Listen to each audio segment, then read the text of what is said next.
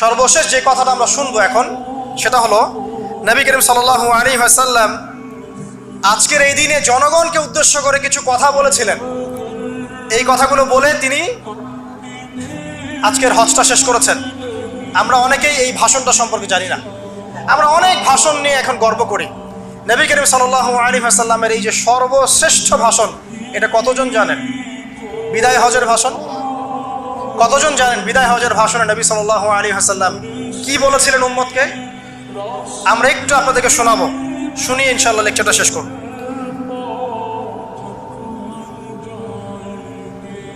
নবী করিম সাল্লাল্লাহু আলাইহি ওয়াসাল্লাম আজকের এই দিনে 31টা বিষয়ে উম্মতকে নির্দেশ দিয়েছেন। 31টা বিষয়, সবগুলো বলার সময় পাওয়া যাবে না। আমি কয়েকটা কথা বলছি।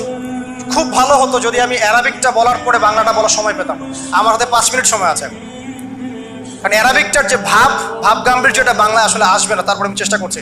নবী করিম সাল্লাল্লাহু আলাইহি ওয়াসাল্লাম সবার সামনে দাঁড়িয়ে দীর্ঘ 23 বছর অক্লান্ত পরিশ্রম করে দাওয়াতি মিশন কমপ্লিট করার পরে সবাইকে সমবেত করে একটা হজ করলেন। হজ করার পরে তিনি গুরুগম্ভীর কণ্ঠে বলছেন, হৃদয়ের সমস্ত আবেগ বের করে দিয়ে বলছেন, হে জনগণ, আইয়ুহান নাস, হে জনগণ, আমি জানি না আজকের পর তোমাদের সাথে আমি কখনো মিলিত হতে পারবো কিনা।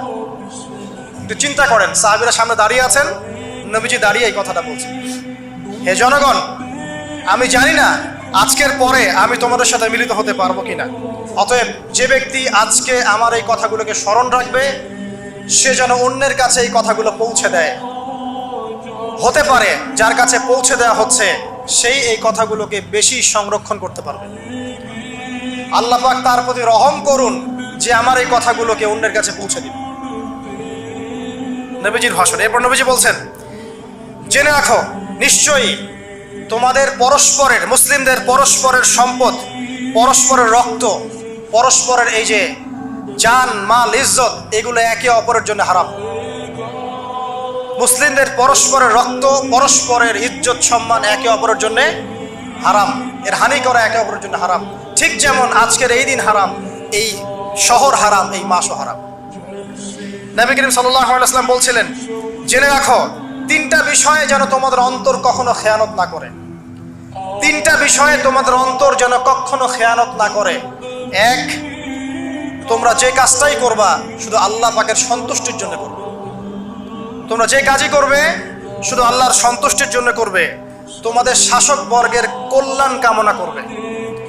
তোমাদের শাসক বর্গের কল্যাণ কামনা করবে। 3 নাম্বার, মুসলিমদের জামাতকে আঁকড়ে ধরে রাখবে। মুসলিমদের ইউনাইটেড কমিউনিটিকে আঁকড়ে ধরে থাকবে। এই 3টা বিষয় পালনের ক্ষেত্রে তোমাদের অন্তর যেন খেয়ানত না করে। এদিন সূর্য ঢলে যাওয়ার পরে নবী সাল্লাল্লাহু আলাইহি ওয়াসাল্লাম আরো বললেন, শুনে রাখো হে মানব জাতি, এটা ভালো করে শোনেন, শুনে রাখো হে মানব জাতি, নিশ্চয়ই আমি মুহাম্মদ সাল্লাল্লাহু আলাইহি ওয়াসাল্লাম জাহেলি যুগের যত কুপ্রথা আছে সমস্ত কুপ্রথাকে আমার পায়ের তলে পিষ্ট করে গেলাম। জাহেলি যুগে কি ছিল ভাই? শিরিক ছিল, সুদ ছিল, মাদক ছিল, নারীর অবমাননা ছিল, কন্যা সন্তানকে দাফন করা হতো, রক্তক্ষয়ী, হানাহানি, মারামারি, কাটাকাটি ছিল। এগুলো সবকিছুকে আমি আমার পায়ের তলে দাফন করে গেলাম। এটা কি দাফন হয়েছে? তিনি বলছেন, নিশ্চয়ই আমি জাহেলি যুগের সুদকে আমার পায়ে তলে পিষ্ট করে যাচ্ছি। সর্বপ্রথম যার সুদ আমি পিষ্ট করছি তিনি হচ্ছেন আব্বাস ইবনে আব্দুল মুত্তালিব, আমার চাচার সুদ। নিজের পরিবার থেকে দৃষ্টান্ত স্থাপন করলেন। তিনি আরো বললেন, হে উপস্থিত জনগণ, তোমরা মেয়েদের ব্যাপারে সতর্ক থাকবে এবং তোমাদের স্ত্রীদের ব্যাপারে সতর্ক থাকবে, তাদের হকের ব্যাপারে সতর্ক থাকবে, কেননা তোমরা তাদেরকে আল্লাহর কালিমার মাধ্যমে হালাল করে নিয়েছো। অতএব তাদের ব্যাপারে তোমরা সতর্ক থাকবে। তোমাদের উপর তাদের হক হচ্ছে তোমরা যা খাবে, যা পরবে, তাদেরকেও তাই খাওয়াবে, তাই পরাবে। আর তাদের উপর তোমাদের হক হচ্ছে তারা তোমাদের বিছানায় এমন কাউকে আসতে দিবে না যাদেরকে তোমরা অপছন্দ করো। নবী করিম সাল্লাল্লাহু আলাইহি ওয়াসাল্লাম আরো বলছেন, এই দিন আইয়ুহান নাস, হে মানব জাতি, তারাকতু ফিকুম আমরাইন, জেনে রাখো আমি তোমাদের সামনে মাত্র 2টো বস্তু ছেড়ে গেলাম। কয়টা বস্তু? লান তাদিল্লু মা তামাসসাকতুম বিহিমা, তোমরা কোনোদিন পথভ্রষ্ট হবে না যতদিন এই 2টা বস্তুকে আঁকড়ে ধরে থাকবে। কিতাব আল্লাহ, আল্লাহর কিতাব, ওয়াসুন্নতি নবীহি, এবং তার নবীর সুন্নাহ। তিনি আরো বললেন, আল মুসলিম, জেনে রাখো প্রকৃত মুসলিম সে ব্যক্তি মান সালিমাল মুসলিমুনা মিন লিসানিহি ওয়া ইয়াদিহি, যে ব্যক্তির হাত এবং জবান থেকে অন্য মুসলিম নিরাপদ থাকে সেই ব্যক্তি হচ্ছে প্রকৃত মুসলিম। আল মুহাজির, আর প্রকৃত মুহাজির সে ব্যক্তি মান হাজারা মা নাহাল্লাহু আন, আল্লাহ পাক যা নিষেধ করেছেন সেখান থেকে যে দূরে থাকে সেই ব্যক্তি প্রকৃত মুহাজির, মানে হিজরতকারী। তিনি আরো বললেন, মনে রেখো আমি তোমাদের সবার আগে হাউজে কাউসারে চলে যাব, সুবহানাল্লাহ, এবং সেখানে আমি তোমাদের জন্য অপেক্ষা করতে থাকবো। অতএব শোনেন, অতএব তোমরা আমার চেহারাকে কালিমালিপ্ত করো না, মানে আমার চেহারায় কালিমালিপ্ত করো না, আমার নাম নষ্ট করে দিও না। আমি তোমাদের সংখ্যাধিক্য দেখে আল্লাহর কাছে গর্ব করব, আমাকে তোমরা অপমানিত করো না। আজকে কি আমরা তার দায়িত্ব পালন করে উম্মাহ হতে পেরেছি? নবীজি বলেছেন, তা আমার চেহারাকে কালিমালিপ্ত করো না, সুবহানাল্লাহ। তিনি বলছেন, ওই সময় কিছু মানুষ থেকে আমি মুক্ত হয়ে যাব, আর কিছু মানুষ আমার থেকে মুক্ত হয়ে যাবে। বলা হলো, কারা ইয়া রাসূলুল্লাহ? তিনি বলছেন, আল্লাহ পাককে আমি বলবো, ইন্নাহুম মিন্নি, হে আল্লাহ এরা আমার উম্মাহ, এরা আমার উম্মত, আমার সাহাবী। আল্লাহ পাক বলবেন, ইন্নাকা লা তাদরি মা আহদাসা বা'দাক, তুমি জানো না হে নবী, তোমার মৃত্যুর পর এই মানুষগুলো, পরবর্তী মানুষগুলো তোমার দিনের মধ্যে কত বেদাত সংযোজন করেছিল। তিনি আরো বলেছিলেন, হে জনগণ জেনে রাখো প্রত্যেক পরিবারের জন্য প্রতি বছর একটা করে পশু জবাই করার বিধান, প্রত্যেক পরিবারের জন্য, সামর্থ্যবান পরিবারের জন্য প্রত্যেক বছর একটা করে পশু জবাই করার বিধান রয়েছে। তিনি আরো বললেন, মনে রাখো একজনের অপরাধের শাস্তি আর একজন কখনো পাবে না, আর বাবার দোষে ছেলে কখনো দুষ্ট হবে না, ছেলের দোষে বাবাও কখনো অপরাধী হবে না। তিনি আরো বললেন, জেনে রাখো হে মানব জাতি, নিশ্চয়ই শয়তান এই বিষয় থেকে নিরাশ হয়ে গেছে যে তোমরা শয়তানের ইবাদত করবে। শয়তান নিরাশ হয়ে গেছে, কিন্তু শয়তান নিরাশ হয়নি একটা বিষয় থেকে, যে তোমরা একে অপরে হানাহানি, কাটাকাটি, ফিতনা, ফাসাদে ব্যস্ত থাকবে, যেমনটা এখন আমরা করছি। আমরা কিন্তু সরাসরি কখনো শয়তানের ইবাদত করছি না, করছি, কিন্তু মুসলিমরা এখন পরস্পরে হানাহানি, কাটাকাটি, ফাসাদে লিপ্ত আছে। তিনি আরো বললেন যে একজন মুসলিমের জন্য হালাল নয় অন্য মুসলিমের সম্পদ আত্মসাৎ করা, যতক্ষণ না সে স্বেচ্ছায় খুশি মনে তোমাকে সম্পদ প্রদান করে। অতএব তোমরা একে অপরের প্রতি জুলুম করবে না। তিনি আরো বললেন, সাবধান, আমার ইন্তেকালের পরে তোমরা একে অপরের গর্দান উড়িয়ে কাফের হয়ে যেও না। সাবধান, আমার ইন্তেকালের পর তোমরা একে অপরের গর্দান উড়িয়ে কাফের হয়ে যেও না। তিনি আরো বলেছেন, একজন মুসলিম আরেকজন মুসলিমকে গালি দিতে পারে না। যদি একজন মুসলিম আরেকজন মুসলিমকে গালি দেয়, এটা হচ্ছে ফাসিকি, এবং একজন মুসলিম যদি আরেকজন মুসলিমের সাথে যুদ্ধ করে, এটা হবে এক প্রকার কুফরি। তিনি আরো বলেছেন, হে জনগণ জেনে রাখো আমার পরে কোনো নবী নেই, আর আমার পরে তোমরা ব্যতীত আর কোনো উম্মত নেই। এর চেয়ে স্পষ্ট কথা হতে পারে?